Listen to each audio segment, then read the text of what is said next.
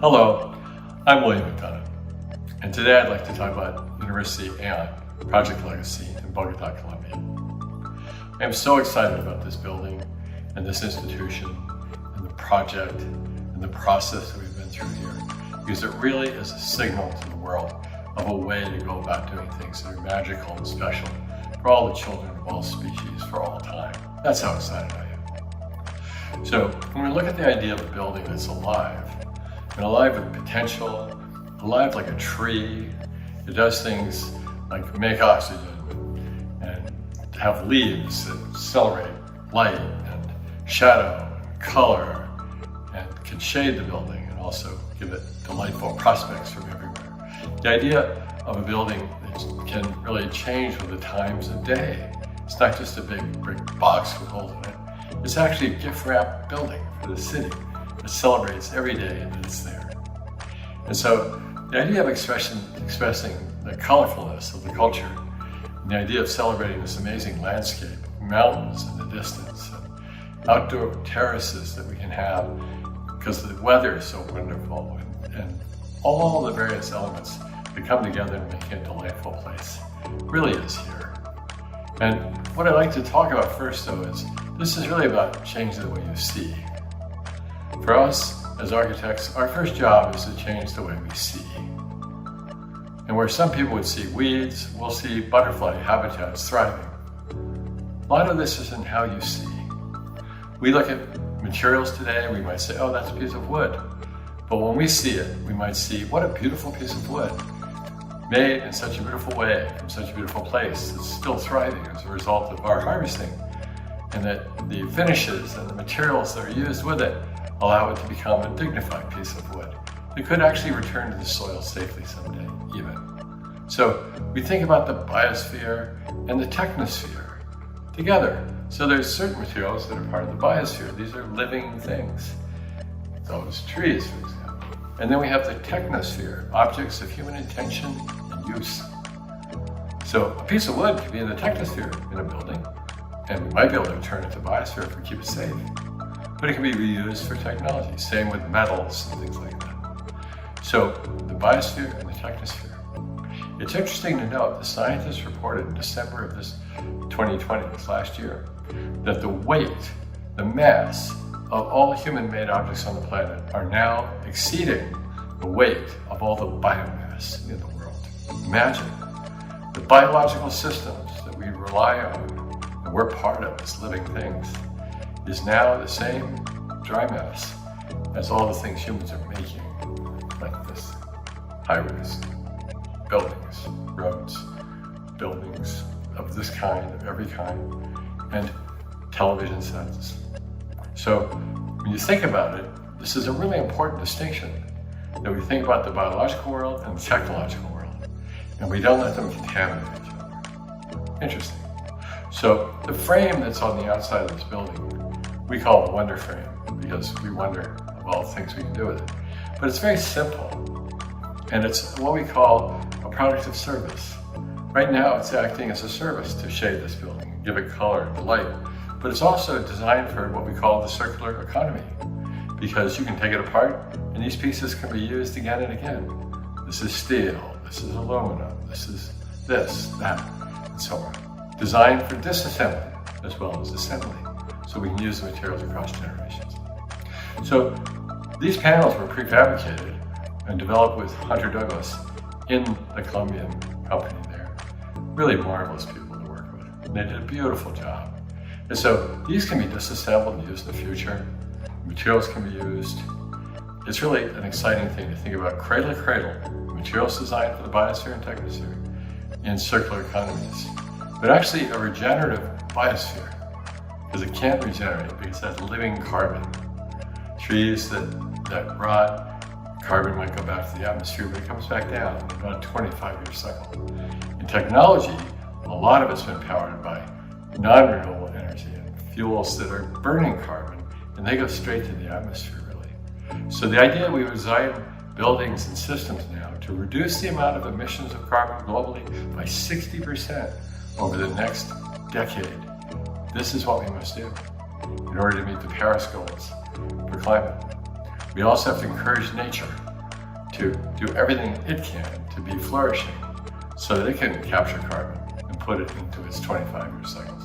We also have to encourage technology to do the same, and to act in a way responsibly relative to the climate. So this is exciting.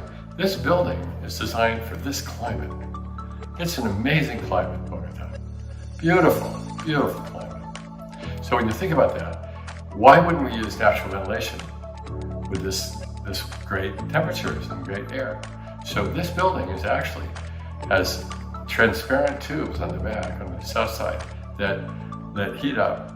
And above the windows, which you can't see here, are grills, ventilators above the windows that will draw air in because of the chimney effect on the back in all the public spaces and take them out. So the ventilation is 100% fresh air filtered in a city where we worry about particulates and we worry about noise and things like that. And this is fresh air. It's not recirculating air.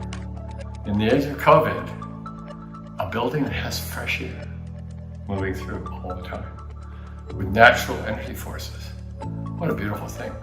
And then for places where people have to work specifically on things, we can warm them, we can cool them, we can do things for them in those places where they need it.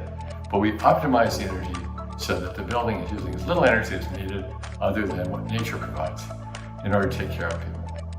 Do the same with water, do the same with everything else. So it's very delightful, very, very encouraging and very enlivening place to be with that kind of care. The building is the first LEED Gold certified building, it looks like, in Columbia for a university. Very exciting. And so as we look at this, we realize that when we use these kinds of lights, and we might even over time, under Cradle to Cradle, we call creating products as a service, especially in technical nutrients. So imagine a light fixture. You can look at it and say, I'm buying aluminum, indium, and gallium, and all these things. I'm putting in a building, getting electricity, and I get light.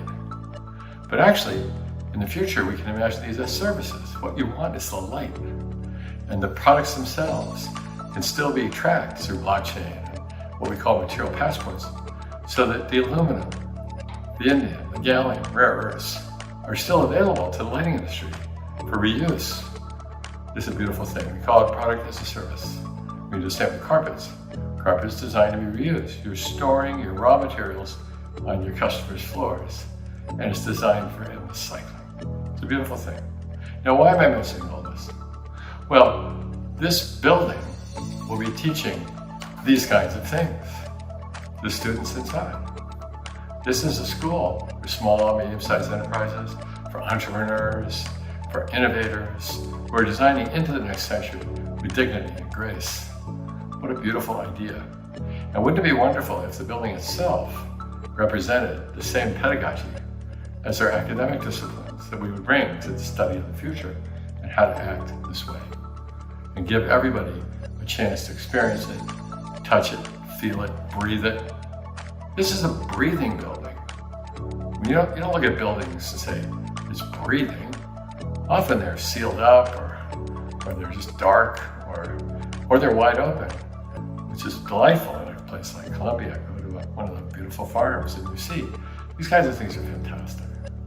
But to teach entrepreneurship, to teach innovation, circular economy principles, and cradle to cradle is a beautiful gift to all the students who can then extend that gift to all the people they work with in their careers.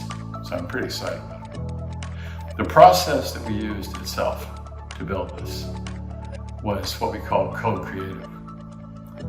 The idea is not that one person can do this. I know in my profession as an architect, the word humility hasn't occurred that often since the Fountainhead. But the idea that somebody could do this is rather silly if you think about it. This is a collaboration among hundreds of people who added to all the great skills and the lights that they have and their talents and sense of the world to come together to do something together. This is what the world needs now. This is what we can celebrate now. And so I would love to thank everyone who's been involved in this for their magnificent work. And we've really enjoyed playing our part as designers of this beautiful building. So when you think about it, I'd like to thank in my team, Roger Schickedansk, John Easter, Alistair Riley, and others who worked on this in my firm. I'd like to thank all the engineers, the architects in Bogota, the engineers, the contractors. The list is endless. But I have a very special thank you to Herbert Perico, who brought us in and had this vision from the beginning. And all we did was follow his vision and try to bring it to life, which is what you're about to see coming out in real life. This is just our memory. So we look forward to watching this building come to life as people occupy it, use it, enjoy it, celebrate it, and especially if it inspires people to think like this and to celebrate it with their next generation. So thank you very much, and congratulations to University in Bogota for one of the most delightful opportunities any architect could ever have. Thank you.